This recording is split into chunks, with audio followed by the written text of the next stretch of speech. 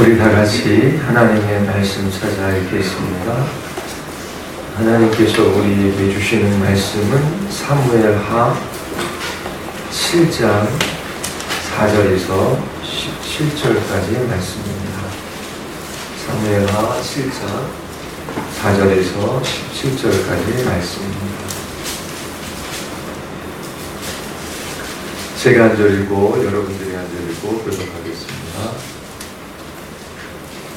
그 밤에 사무엘하 7장 4절에서 17절입니다.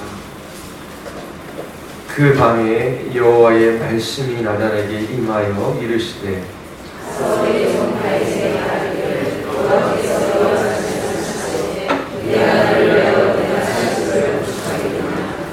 내가 이스라엘 자손을 애굽에서 인도하여 내던 날부터 오늘까지 집에 살지 아니하고 장막과 성막 안에서 다녔나니 이스라엘 자손과 더불어 다니는 모든 곳에서 내 아들 백성 이스라엘을 보려고 오는한 이스라엘 온 지도자들과 하나님에게 대답하기를 너희가 어찌하여 나를 위하여 이런 목소리를 맞춰서 하나님을 하나느냐.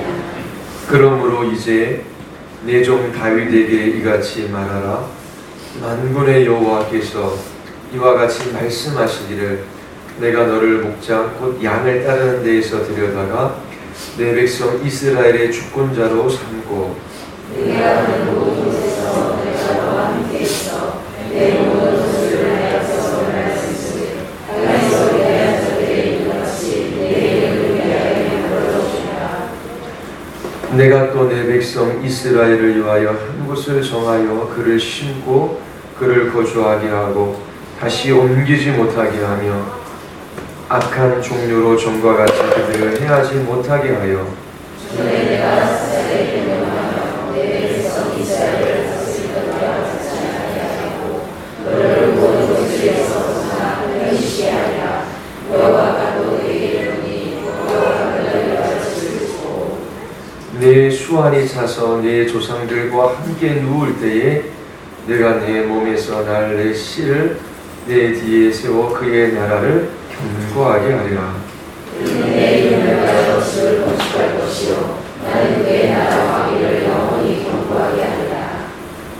나는 그에게 아버지가 되고 그는 내게 아들이 되리니 그가 만일 죄를 범하면 내가 사랑의 매와 인생의 칙칙으로 징계하려니와 내가 내 앞에서 물러나게 한 사울에게서 내 왼손을 빼앗으면서 그에게서 빼앗지는 아니하리라. 내 집과 내 나라가 내 앞에서 영원히 보존되고 내 왕위가 영원히 견고하리라 하셨다 하라. 나는 이 모든 말씀들과 이 모든 기적으로 나를 생각하노라. 기도하시겠습니다. 하나님께서 창세전의 모든 하나님의 기뻐하시는 뜻을 따라 계획하시고 이 역사 가운데 하나님의 일들을 이루어가 주심을 감사드리옵나이다. 저희들이 역사 가운데 일하시는 하나님의 은혜의 일들을 믿음의 눈으로 바라보게 하여 주시고 기뻐하며 소망 중 찬양하게 하여 주시옵소서. 또한 하나님 마지막 날 주께서 이루실 그 영광스러운 하나님의 놀라운 구원의 일들을 믿음의 눈으로 바라보며 저희들이 기대하며 사모하며 이 땅에서 거룩한 하나님의 백성의 삶들을 살아가게 하여 주시옵소서. 이 땅에 있는 것들에 매여 종로로 타지 말게 하여 주시고 오직 예수 그리스도 한 분 믿고 바라며 그분의 말씀 앞에 순종하며 살아가는 주님의 사람들로 나타나게 하여 주시옵소서. 성령 하나님께서 우리에게 말씀하여 주시기를 간절히 원하오며 예수 그리스도의 이름으로 기도드리옵나이다. 아멘. 하나님께서 역사 가운데 하나님의 사람들에게 찾아오셔서 행하신 놀라운 일들을 우리가 알아가면 알아갈수록 하나님을 기뻐하며 하나님을 즐거워하며 하나님을 예배하는 예배자의 삶을 살아갈 수 있습니다. 하나님께서 노아와 아브라함과 모세와 그리고 다윗에게 찾아오셔서 약속하십니다. 하나님께서 인간에게 찾아오셔서 언약을 맺으시지요. 하나님께서 인간을 하나님과 동등한 인격적 존재로 대우해 주시는 것입니다. 그렇게 하나님께서 사람에게 찾아오셔서 맺은 그 언약을 알아가면 알아갈수록 우리의 마음 안에는 큰 기쁨이 생깁니다. 왜냐하면 전능하고 전지하신 하나님께서 당신의 사랑하는 백성들을 위하여 어떠한 일들을 행하실지를 약속해 주셨기 때문입니다. 하나님께서 당신의 백성들을 위하여 모든 것을 사용하여 선을 이루어 주시겠다라고 그렇게 약속하십니다. 우리가 믿음의 순종으로 예수 그리스도를 따른다면 우리는 하나님의 백성입니다. 모든 그리스도인이 다 알고 있는 너무나 실제적이고 분명한 진리가 있습니다. 우리 하나님은 전능하시고 전지하십니다. 그러한 하나님께서 우리를 위하여 역사하십니다. 자기의 아들을 아끼지 아니하시고 십자가에 내어주신 하나님, 그 하나님께 남은 것이라고는 하나도 없습니다. 하나님께 모든 것인 예수 그리스도 그분을 우리에게 주셔서 우리의 인생의 주권자 되시고 우리의 삶을 이끌어 가십니다. 주님께서 그 크신 능력과 지혜와 그 놀라운 은혜로 우리를 붙들어 주시고 이끌어 가 주시면 이 땅에서 우리가 무엇을 두려워하며 무엇을 염려하며 살아가겠습니까? 이처럼 우리의 구원의 하나님이 우리를 위하시고 하나도 아끼지 아니하신다라고 하는 이 사실을 우리가 우리의 삶 가운데 확신한다면 이 진리는 우리의 모든 삶의 영역에 영향을 미칠 것입니다.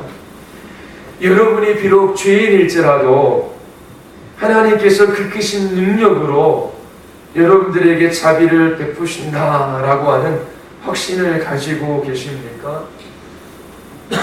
그렇다면 여러분들은 어떠한 형편과 상황 속에 있다라고 할지라도 여러분들의 마음 안에는 이 진리 때문에 참된 평안이 깃들게 될 것입니다.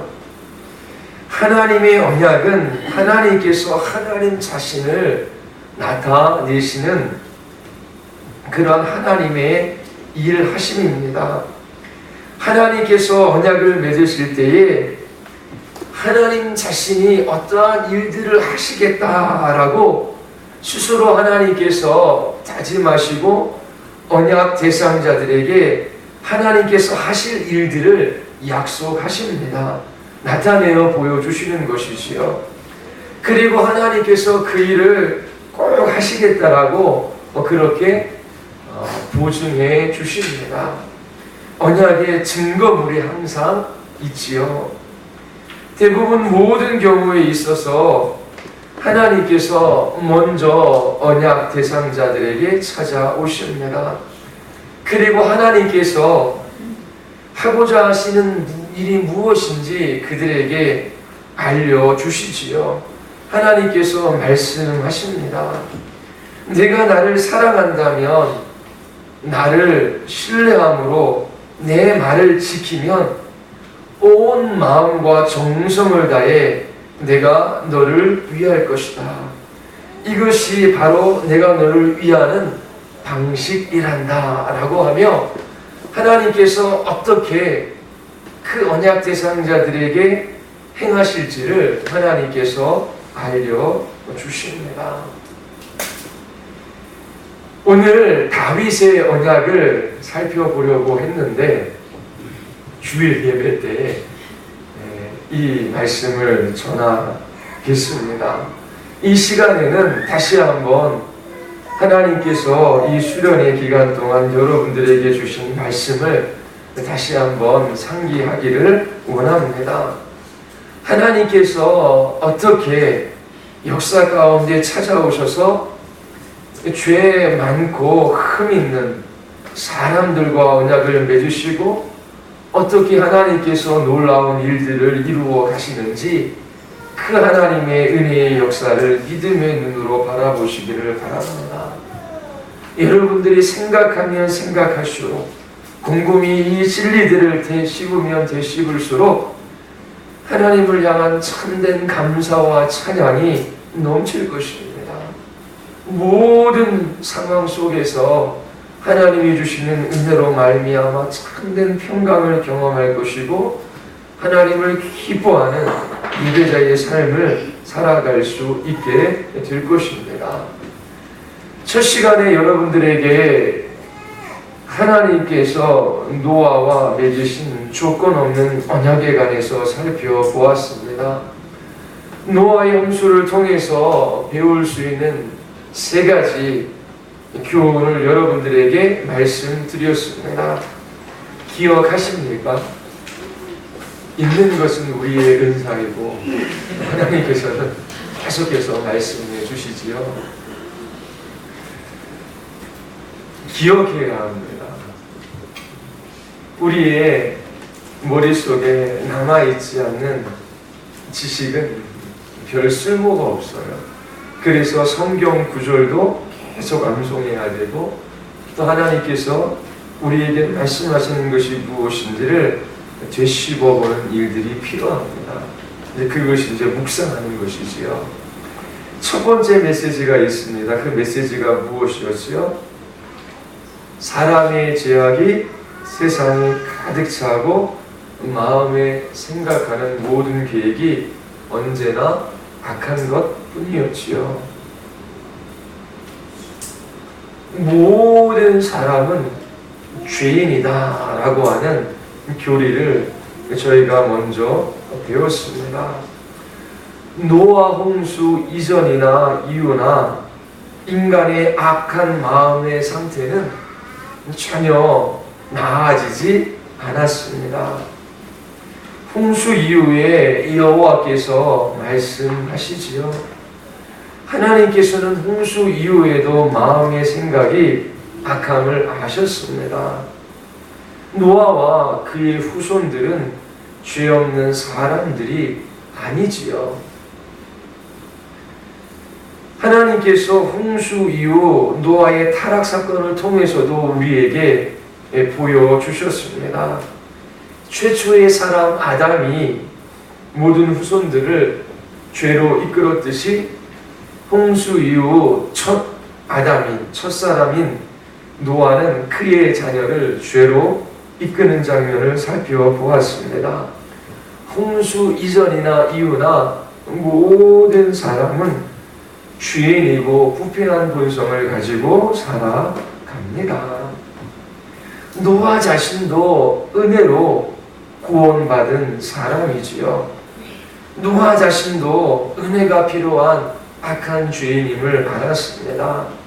노아가 당대의 의인이요 완전한 자라고 하는 칭호를 받았지만 그것은 죄가 없다라고 하는 말이 아님을 여러분들에게 설명해 드렸습니다. 노아는 죄로부터 돌이켜 하나님의 은혜를 붙들었던 사람입니다. 노아의 홍수 사건을 통하여 우리가 첫 번째 배운 진리는 모든 사람은 죄인이다. 부패한 본성을 가지고 살아간다라고 하는 것이었습니다. 그리고 두 번째 진리가 있었지요. 하나님께서는 죄를 미워하십니다. 죄인들을 향한 하나님의 인내가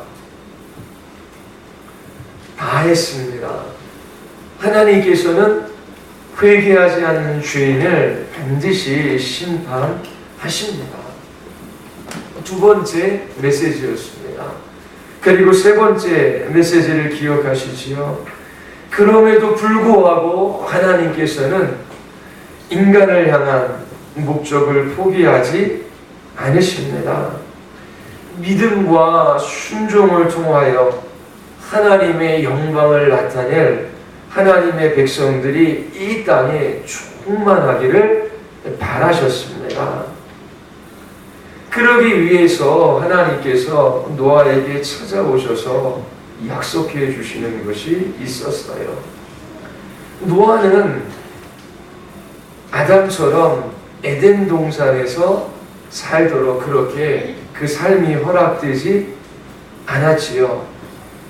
노아는 동물의 위협과 사람의 위협 속에서 살아갈 수밖에 없었습니다. 그리고 하나님께서 죄인들을 심판하지 아니하실까 두려워하며 불안 가운데 살아갈 수밖에 없었지요. 바로 하나님의 위협이 있었습니다. 하나님께서 동물의 위협으로부터 노아와 그의 후손들을 지켜주시기 위하여 하나님께서 약속해 주시는 약속의 말씀이 있었습니다. 하나님께서 동물을 다스릴 권한을 사람에게 주셨습니다. 그리고 그 동물들을 사람의 음식으로 삼을 수 있는 은혜를 베풀어 주셨지요. 두 번째는 사람의 위협으로부터 하나님께서 사람들을 보호하기 위한 장치를 마련해 주셨습니다. 하나님께서 살인을 억제하기 위하여 이러한 장치를 마련해 주신 것이지요. 하나님께서 사람의 생명을 취할 수 있는 신적인 특권 일부분을 사람에게 주신 그것을 살펴보았습니다. 그리고 세 번째로는 하나님으로부터 오는 그 위협으로 사람들은 보호받아야만 했습니다. 노아는 하나님의 심판으로 구원을 받았지만 죄를 지으면 또다시 그와 같은 심판이 있을 것을 두려워할 수밖에 없었지요. 이러한 하나님의 심판으로부터 인간을 보호하기 위하여 하나님께서 노아와 그의 아들들과 언약을 맺으십니다. 내가 너희와 언약을 세우리니 다시는 모든 생물을 홍수로 멸하지 아니할 것이라. 땅을 멸할 홍수가 다시 있지 아니하리라. 이것은 부정적인 묘사이고 긍정적인 묘사에 관해서도 살펴보았습니다. 땅이 있을 동안에는 심음과 거듭과 추위와 더위와 여름과 겨울과 낮과 밤이 쉬지 아니하리라. 하나님께서 자연 질서를 파괴하지 아니하시고 유지해 주시겠다라고 하는 약속입니다. 인간이 비록 죄인이고 악한 본성을 가지고 이 땅 가운데 그렇게 죄된 삶을 살아가지만 하나님께서 전 세계에 미치는 그 심판을 유보하시고 창조의 질서를 보호하실 것을 하나님께서 약속하십니다.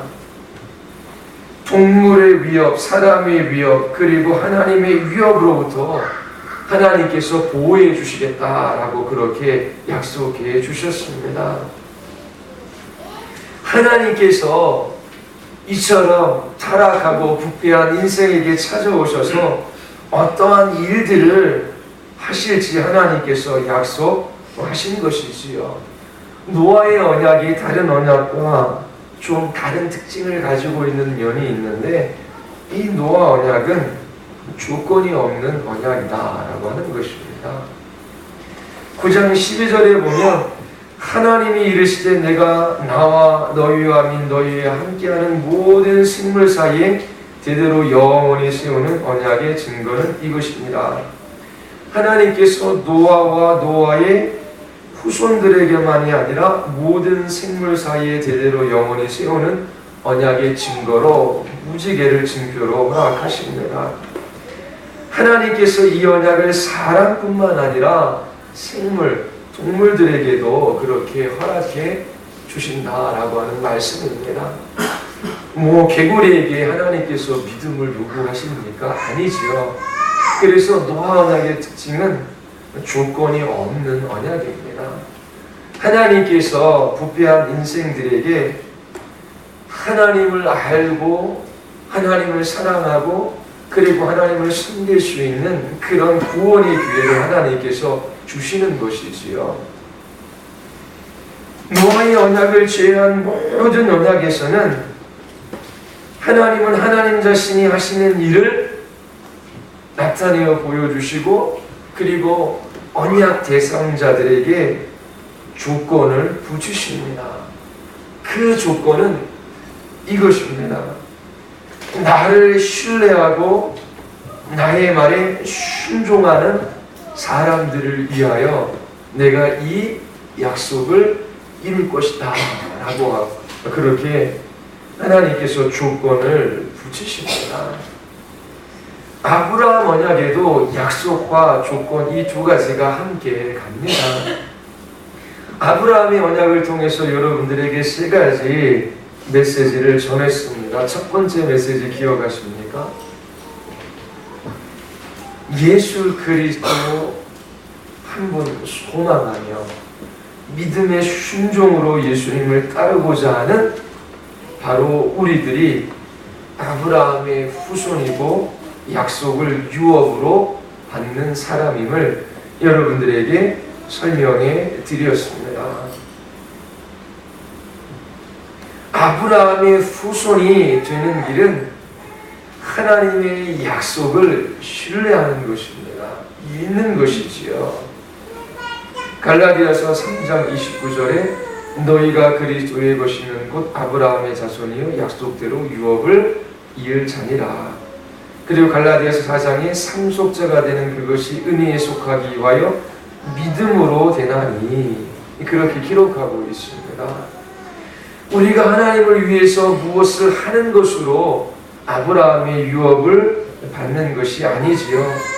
우리는 하나님께서 우리를 위해 하신 일을 굳게 믿음으로 아브라함의 약속을 유업으로 받을 수 있습니다.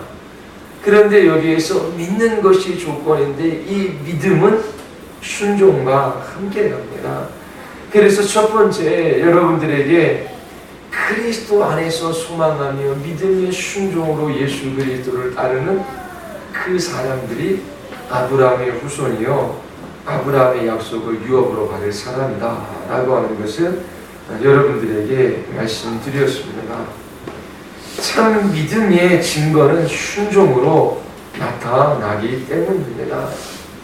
두 번째 메시지 기억하십니까?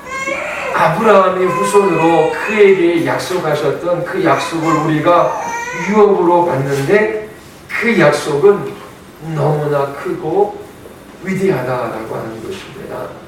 그 하나님의 약속을 곱씹으며 계속해서 묵상하기를 여러분들에게 권면해 들었습니다. 그 하나님의 약속이 무엇이었습니까? 그 언약의 핵심이 무엇이었지요? 하나님이 우리 하나님 되어 주신다라고 하는 것이었습니다. 그리고 하나님이 우리 하나님 되어 주신다라고 하는 그 말의 의미가 무엇인지를 예레미야 선지자의 그 선포를 통해서 여러분들에게 증거해 드렸습니다. 예레미야 32장에 보면 내가 그들에게 복을 주기 위하여 그들을 떠나지 아니하리라. 내가 기쁨으로 그들에게 복을 주되 나의 마음과 정성을 다하여 그들을 이 땅에 심으리라. 하나님께서 우리 하나님 되어주신다라고 하는 것은 마음과 정성을 다하여 그렇게 하나님께서 기쁨으로 우리에게 복을 주시겠다라고 하는 것입니다. 이처럼 하나님이 나의 하나님 되어주신다라고 하는 것은 하나님께서 우리를 위하신다라고 하는 것입니다. 하나님이 나의 하나님이시고 하나님께서 나를 위하신다면 내게 복 주시기를 기뻐하시는데 마음과 정성을 다하여 기쁨으로 나에게 복 주신다라고 하는 것을 우리가 안다면 이 땅에 있는 이 세상 사람들이 가치 있게 여기는 것 그런 것들을 하찮게 여기며 살아갈 수 있다라고 여러분들에게 증거해 드렸습니다. 하나님 자신이 가장 귀한 보화입니다. 하나님 자신이 가장 가치 있고 가장 중요한 분이심을 하나님께서 우리에게 알려주셔서 하나님 한 분 우리의 소유로 삼고 그렇게 하나님의 백성으로 살아가는 그 영광과 복을 누리도록 하나님께서 우리를 부르셨습니다. 이처럼 하나님이 우리 하나님 되어주시겠다라고 약속하셨는데 세 번째 메시지는 이 약속이 너무나 분명하고 확실하다라고 하는 것입니다. 그 이유는 이 약속이 하나님의 변하지 않는 진실하심과 신실하심에 뿌리를 내리고 있기 때문입니다. 그리고 이 약속이 예수 그리스도의 오심으로 확증되어졌지요. 그래서 분명한 진리, 여러분들이 날마다 붙들고 살아가야 할 진리, 예수 그리스도 그분의 십자가를 붙드는 것입니다. 나를 위하여 십자가에서 몸을 찢으시고 피를 흘리신 예수 그리스도 그분을 바라보는 것입니다. 그분을 바라볼 때에 그분 안에서 우리에게 주신 그 모든 하나님의 약속이 우리에게 생명이 되고 능력이 되고 우리를 자유하게 합니다. 이처럼 이 땅에 오신 예수 그리스도 그분으로 말미암아 하나님이 우리 하나님이시다라고 하는 이 약속을 우리가 확신할 수 있게 된 것입니다. 세 번째로는 모세의 언약에 관해서 우리가 같이 한번 살펴보았지요. 아주 길게 첫 번째 우리가 모세의 언약에 관해서 살펴본 것은 하나님께서 어떻게 다시금 이스라엘 백성들에게 찾아오셔서 언약을 제정하시는가라고 하는 것입니다. 이 모세의 언약 또한 하나님의 은혜에 기초하고 있음을 우리가 살펴보았습니다. 그리고 두 번째로는 하나님께서 이스라엘 백성들에게 찾아오셔서 그들에게 언약을 맺으시는데 그 언약 가운데는 약속이 들어가 있습니다. 그래서 하나님께서 이스라엘 백성들에게 5가지를 약속해 주십니다. 이 약속은 하나님의 은혜의 기초에서 주어지는 것입니다. 그래서 우리의 행위로 쟁취할 수 있는 것이 아니지요. 첫 번째 약속이 무엇입니까? 이스라엘은 하나님의 특별한 소유가 될 것이다 라고 하는 것입니다. 두 번째는 이스라엘은 하나님께 제사장 나라가 될 것이다. 세 번째는 하나님의 거룩한 백성이 될 것이다. 네 번째는 하나님께서 이스라엘을 위해 싸우시고 모든 적들을 물리칠 것이다. 그리고 다섯 번째는 하나님께서 이스라엘이 죄를 짓는다라고 할지라도 은혜와 자비와 오래 참으심으로 그들을 선대하실 것을 하나님께서 약속해 주십니다. 그래서 우리가 신앙생활 해나가는데 날마다 하나님의 말씀을 읽잖아요. 그 하나님의 말씀을 읽을 때에 하나님께서 창세기서부터 시작해서 요한계시록에 이르기까지 하나님께서 우리에게 찾아오셔서 어떠한 약속들을 하시는지 잘 살펴봅니다. 그리고 역사 가운데 하나님께서 어떻게 그 약속을 이루셨는지 그 하나님의 전능하심과 전지하심, 그 하나님의 신실하심과 진실하심을 믿음의 눈으로 봐요. 그리고 예수 그리스도 안에서 그 모든 하나님의 약속은 이해가 되는 것이지요. 그리고 이제 우리가 마지막 종말의 때를 살아가고 있습니다. 하나님께서 그리스도께서 다시 오실 그 마지막 날에 이르기까지 우리에게 요구하시는 것은 믿음이에요. 믿음. 이 모세의 언약도 하나님의 은혜의 기초 아래 주어진 것이죠. 그래서 인간의 조건은 믿음입니다. 믿어 순종하는 것입니다. 특별히 나를 사랑하고 내 계명을 지키는 자에게 천대까지 은혜를 베풀어 주시겠다라고 하죠. 그래서 하나님을 사랑하는 것이 조건인데 사랑은 사랑함으로 말미암아 하나님께 무엇인가 선물을 받고 그 그 하나님의 약속을 우리의 사랑의 대가로 쟁취하는 그런 의미가 아니라고 하는 것이죠. 하나님께서 하나님 자신을 이스라엘 백성들에게 나타내어 보여주시고 그 영광스러운 하나님을 사랑하게 하셨어요. 그 사랑한다라고 하는 것은 신뢰가 포함되어져 있어요. 사랑하는데 믿지 않을 수가 없잖아요. 그래서 이스라엘 백성들에게 하나님께서 요구하시는 것은 믿음입니다. 1세대의 이스라엘 백성들이 가나안 땅에 들어가지 못한 유일한 이유를 신약이 밝히고 있는데 그걸 뭐라고 밝히고 있습니까? 이스라엘의 불신앙이라고 이야기하지요.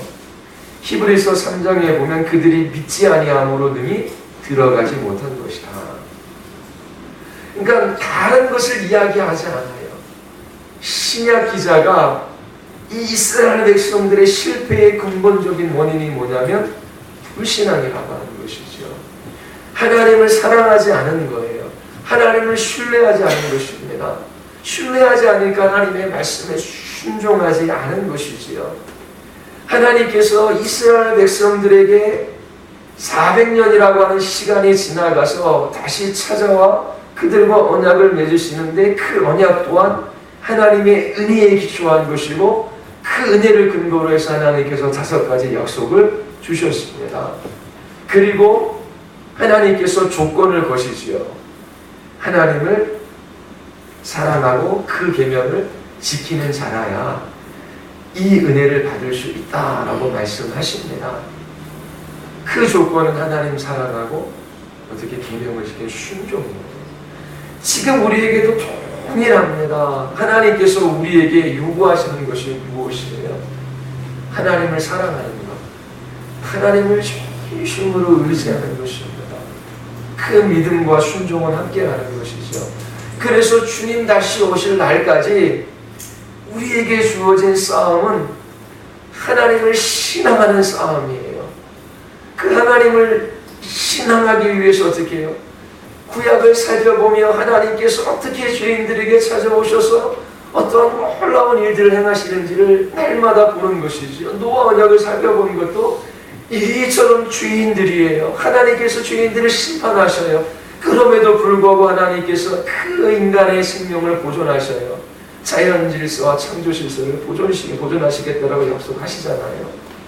그 하나님의 놀라운 조건 없는 약속들 때문에 오늘 우리가 진멸당하지 않고 살아가는 것이지요.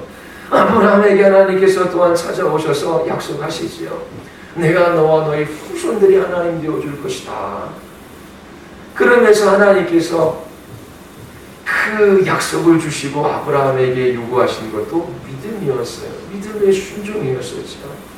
그리고 이스라엘 백성들에게 하나님께서 광야 생활을 그 지나가는 그 동안에 요구하신 유일한 것은 믿음입니다.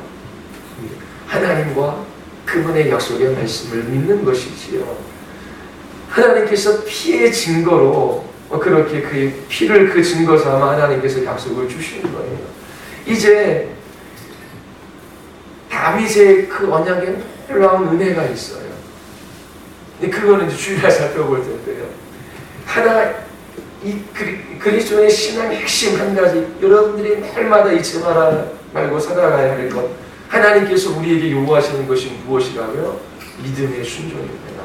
다른 말로 하면 하나님 사랑하는 거예요. 그거 외에 다른 일이 없어요. 그래서 역사 가운데 하나님께서 행하신 놀라운 일들을 이 말씀 속에서 발견하고, 또 하나님께서 이 종말의 때를 보내는 우리에게 어떠한 일들을 하나님께서 약속하셨는지, 하나님께서 어떠한 일들을 행하실 것을 우리에게 약속하셨는지 그걸 날마다 보는 거예요. 그러면서 그것을 기억하고 자기 자신에게 선포하는 것이지요. 무엇을 먹을까 마실까 입을까 염려하지 마라. 목숨이 음식보다 중하지 아니하느냐. 우리의 몸이 무엇보다 중하지 아니하냐.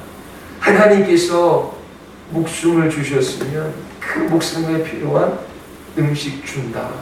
하나님께서 우리에게 몸을 주셨으면 이 몸에게 필요한 의복 분명히 주신다. 하늘에 나는 새와 들에 핀 그 꽃들을 봐라. 하나님께서 그것도 선대하시는데 하물며 너희들이랴 너희야 어찌 알겠느냐. 그러면 하나님께서 약속하시잖아요. 그의 나라와 그의 의를 구하라. 그리하면 이 모든 것을 주실 것이다. 그럼 어떻게 해요? 우리에게 하나님께서 약속하시는 거예요. 우리는 주님의 나라와 주님의 의, 그 말씀을 붙들고 하나님 앞에 순종하며 이 길들을 걸어가는 거예요. 그 나라를 준비하며 살아. 하나님께서 그것을 목적으로 삼으며 모든 것을 필요한 것을 주시겠다라고 약속하셨어요. 그러면 우리의 마음이 항상 하나님의 약속의 말씀 거기에 포커스를 맞추고 그리고 그 말씀이 이루어질 것을 우리에게 하나님께서 확신시켜 주시는데 그것은 예수 그리스도의 십자가의 보혈입니다. 그 날마다 하나님의 아들을 믿는 믿음으로 살아가는 것입니다. 그래서 오늘 여러분들의 마지막 GBS 공부의 핵심적인 주제도 믿음의 싸움입니다.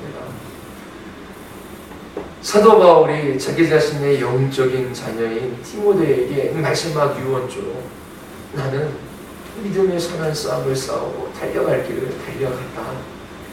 이제 나에게 하나님께서 의의 면류관을 주실 것이다. 나뿐만 아니라 이처럼 믿음의 선한 싸움을 싸우고 달려갈 길을 달려가는 모든 믿음의 사람들에게 하나님께서 이 면류관을 줄 것이다.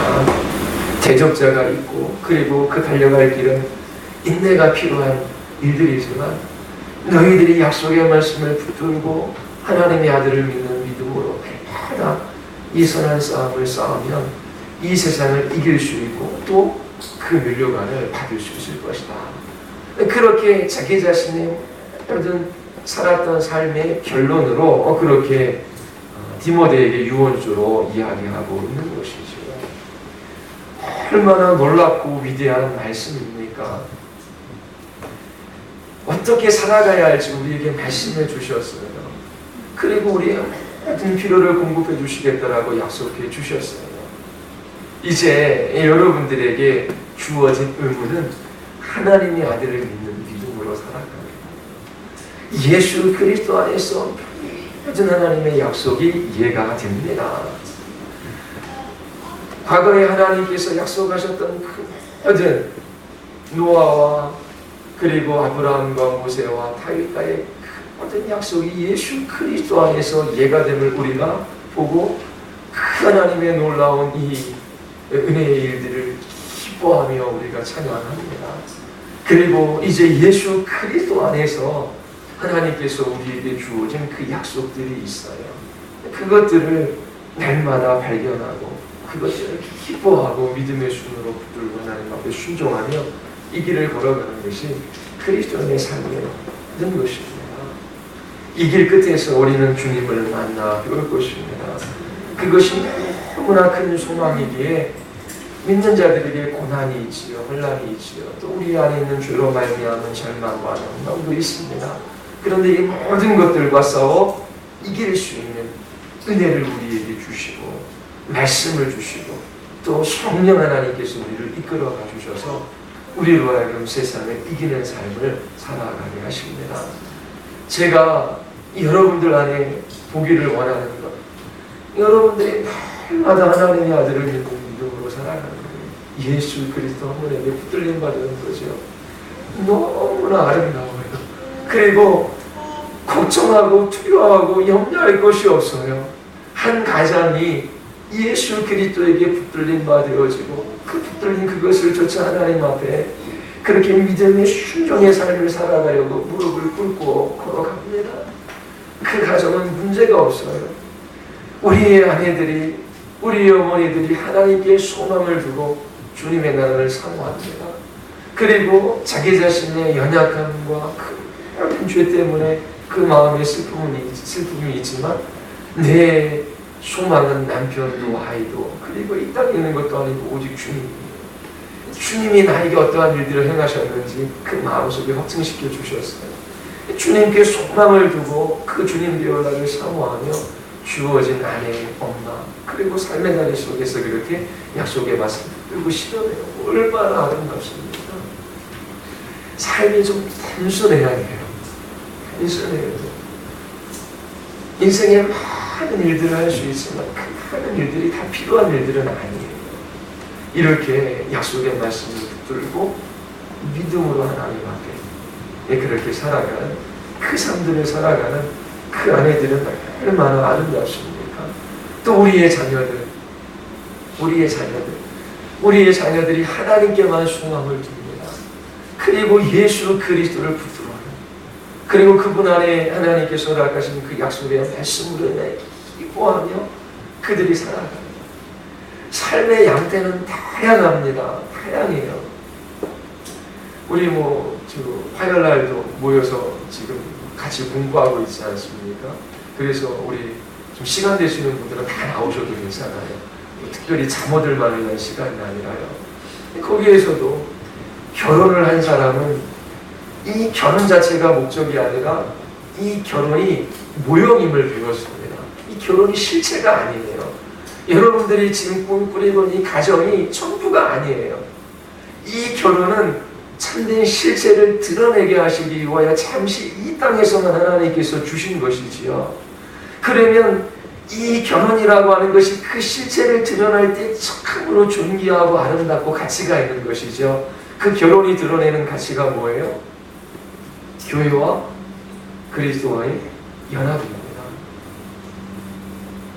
그걸 들으면, 다른 말로 하면 그리스도께서 교회를 어떻게 사랑하셨고 교회가 어떻게 그리스도에게 순종했는지, 다른 말로 복음의 영광과 위대함을 드러내는 거예요. 결혼 생활을 통해서.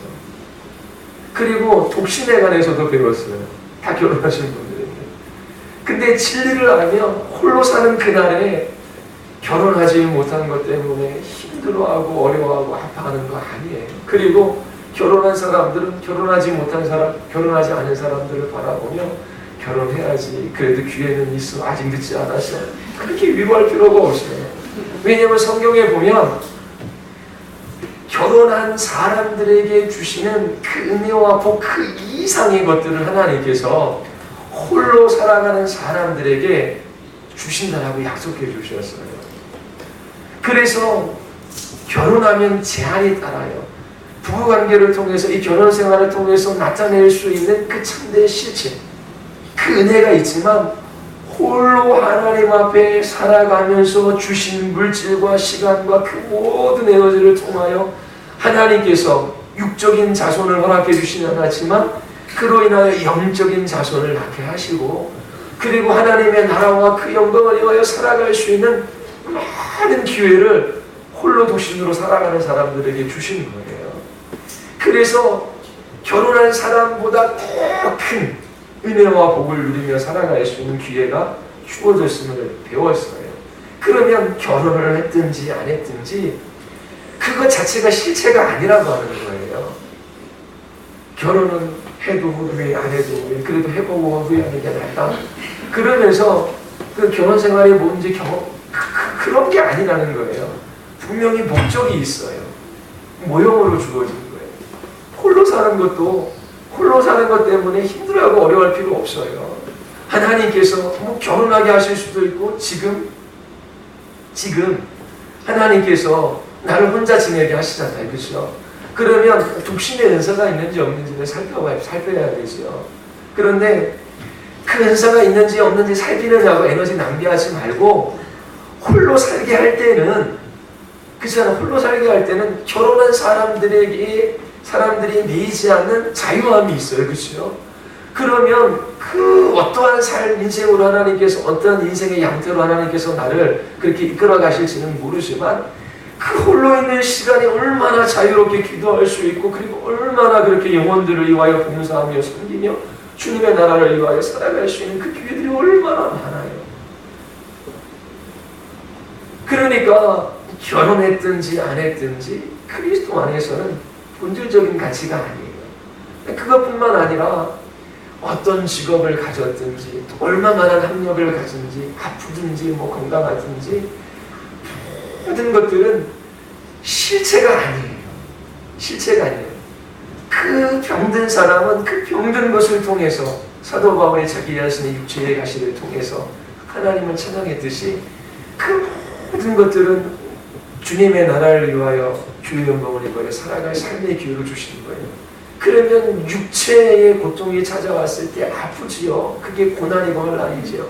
그런데 하나님의 약속의 말씀을 붙들고 예수 그리스도를 믿는 믿음으로 그 질병 앞에 섭니다.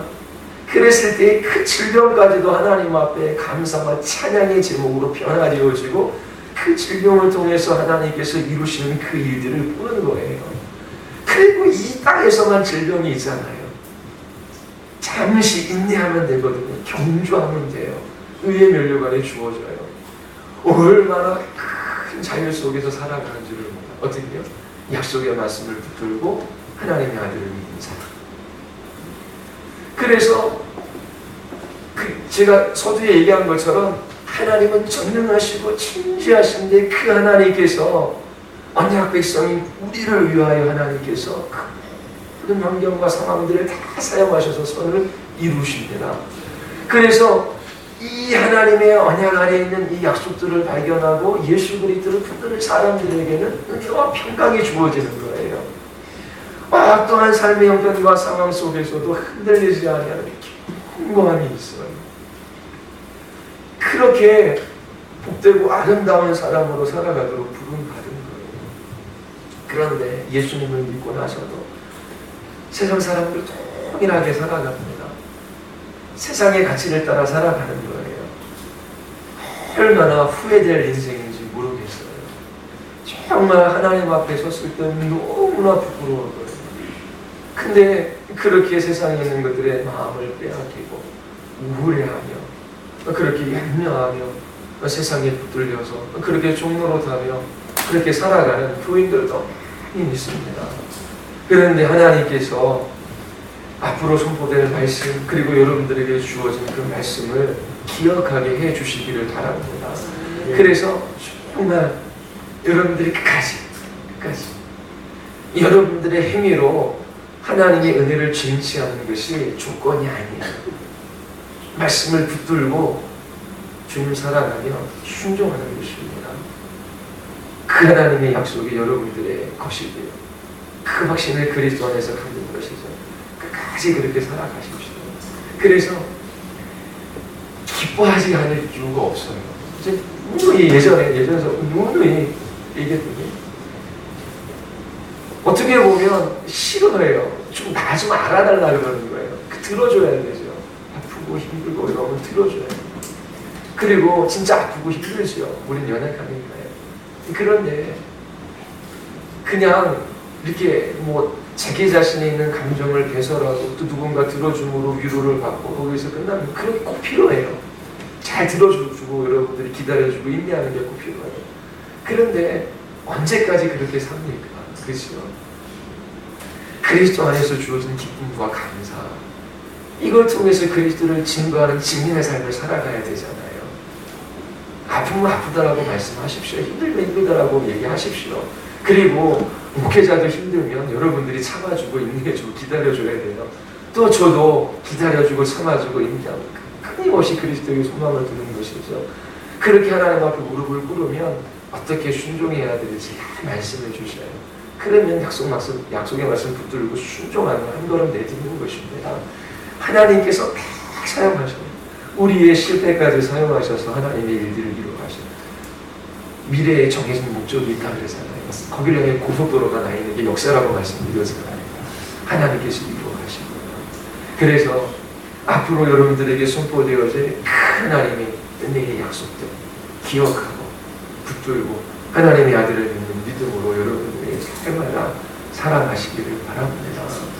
서로에게 복음을 이야기하십시오. 그리고 하나님께서 여러분들의 행하신 그 놀라운 일들을 기뻐하며 서로에게 증거하십시오. 그래서 여러분들 안에 있는 그리스도 때문에 그 믿음의 순종의 삶을 살아가는 그 믿음의 싸움을 보고 또 많은 지체들이 여러분들의 뒤를 따라 영광스럽고 복된 그리스도의 삶을 살아갈 수 있게 되기를 바랍니다. 우리 같이 한번 기도하시겠습니다.